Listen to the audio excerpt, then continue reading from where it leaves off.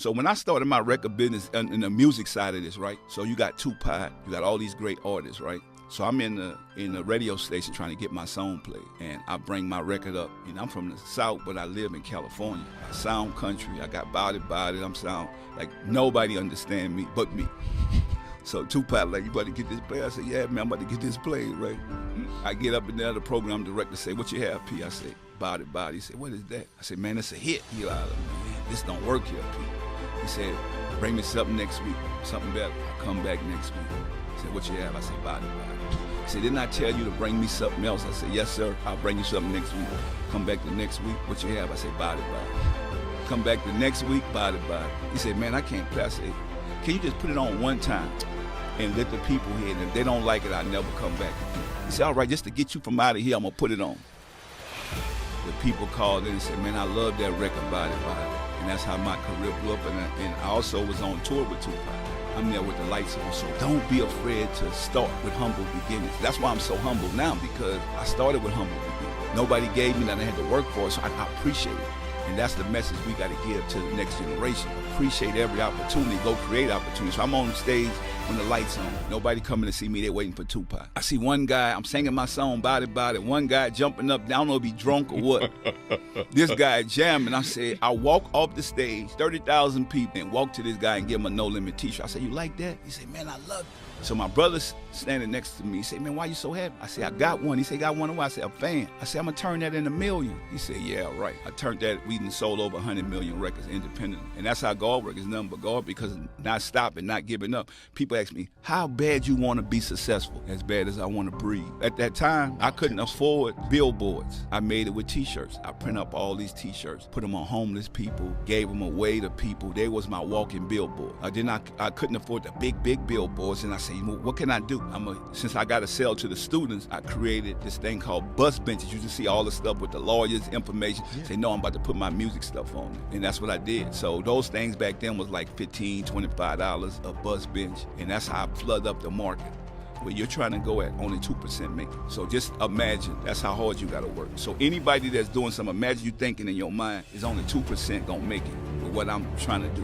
Whether it's an entrepreneur, whether I'm gonna go run one of these big Fortune 500 companies, but guess what? You gotta start at the bottom. Go be the janitor, go work in the mailroom. Don't cheat your way in nothing. Like, you can't cheat your way in life. So for me, all the fears you're gonna feel. You don't learn from wins, you learn from losses. And so if you take that, you're gonna be great, because that's all I do. So people always see all the great things, but look, what about the Master P that had to live in the back of the store where I started at, that didn't have nothing, was hungry sometimes? You know, I lived with my grandparents. People make all kinds of excuses. Don't make excuses. You lived in the store? Yeah, I lived in the store. At 19, I had my first record store. That was No Limit Record Store. That is a retail record store.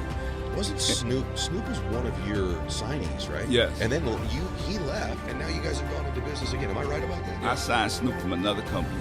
We ended up being friends, and he's been my greatest student, because he's a boss now. He's an entrepreneur. Snoop on every commercial. He's doing stuff. Sure. I mean, he's creating all these business and brands. He's worth a lot of money. One thing about Snoop, he's the greatest listener.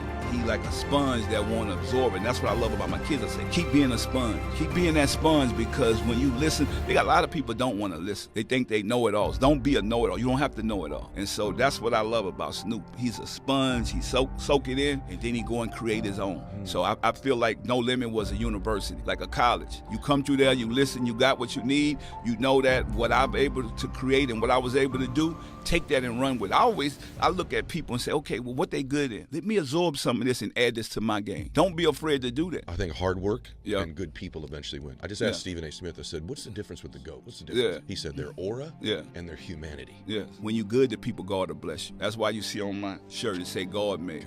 I'm not self-made, I'm God-made. And so if it wasn't for that man up above, I wouldn't be here. I come out of the rootless projects that you ever could come from in New Orleans, the Calio projects, but my mindset wasn't like the other people that was in there. Faith without work is dead. And so when I realized that, I said, you know what, I gotta get out here and work. So when you asked me earlier, like, what keep you going? I gotta keep working. Long as we here, our job is not done. And I tell people all the time, where all the greatest treasures are, in the graveyard. People that never finish what they need to do. This is a man, by the way, as you hear this, who's made hundreds of millions of dollars. And this is so important. Listen close, okay? You know this and I know this. When you're broke, you will live in the store. When I was broke, I had the water turned off. Not just electricity, I had the water turned off. Right? So when you're broke, your effort level for most people is 100. But for most people, this is what I found. As success starts to happen, you get like level 10. Now their effort's 90. They get level 30. Now their effort's 70. Not me. I know. And that's the thing. This is the lesson. The lesson is this, everybody. You know why most people don't make it? It's not because they don't ever have any success. It's because they actually got a little. And when they get a little, their effort changes. They get comfortable. Yes, that's exactly right. I love being uncomfortable. Even now. Even now. Because now it's a different game. Think about it, it's a different game. I'm like, okay, I made it in the music industry. People are like, oh, okay, that was cute. Okay, well, what about now? You're talking about putting product in these stores. How you going to get in there? But guess what? We started at the bottom. I don't care if I got hundreds of millions of dollars. Don't matter. This is a multi-billion-dollar business that we're going into. How do we make people take us serious? Knowing that, oh, you come from hip-hop. Because that was the first thing. Well, you got the wrong guy because I started off in business. Told you I was 19. I had a retail record store. That what No Limit was. So you're not going to stereotype me with these labels that, oh, he's a hip-hop artist. I'm not going for that. I know what I was put on this planet to do. I was put on this planet to help feed people and create future leaders. I can make billions of dollars, but it's not for me to take with me because I can't take it with me. Think about it. When I'm gone, it's not going to be a U-Haul behind a hearse saying, oh, yeah, well, let's take pieces of it. But no, I get that. So it's like, what do I do while I'm here right now? I don't judge your wealth by how much you have. I judge it by how much you give. And that's the difference. Go look at it. We've been giving for over 24 years, and it's getting bigger and bigger because we're doing the right thing. That's why God keep blessing us. The only thing to stop you is your mind, your mentality. I don't have a mindset of, oh, I can't do something. So that's what No Limit is. I named my company No Limit because there's going to be no limit to my success. People who made millions lost thousands. The people who made billions lost millions. And so my thing is, wealth is not about money with me. It's about ideas. So I'm going to always have an idea. I got $1 billion worth of knowledge, information. And so I could always get what I want. If I really just wanted to go run some company, I could go take over some company. But I'm a real entrepreneur. I'm like an athlete, right? I'm not going to stop till I get to where I need to go at. Then I'm going to figure something else out. Most people want you to be successful until you're successful. That's when they hate you. That's when the jealousy kick in, the self-hate kick in, because nobody wants you to get there before them. Think about it. I grew up in a project. You think people in a project wanted to see me make it? Instead of saying, you know what, this kid made it out here. He one of us. No, man, well, he ain't all that. I was the best person I could be when I was there, and I represented the way I need to represent it. I was an A student. I didn't want what everybody else wanted. Even though I know this is my environment, I was always thinking, I live in a mansion, because I know that's where I was going at.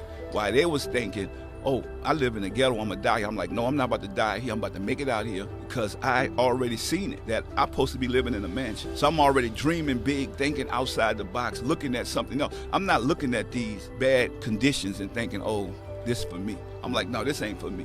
I wasn't supposed to be here. I'm here because of my family that came before me, but now I need to break this curse. And so people don't realize these curses are generational, especially when you come out of poverty. The only way you could break it is you have to do it. You got to be the one. I've always looked at my grandparents and told them, look, I'm gonna get us up out of here. And so that was before. How old were you when you would tell them something? Like 7 years old. Oh my.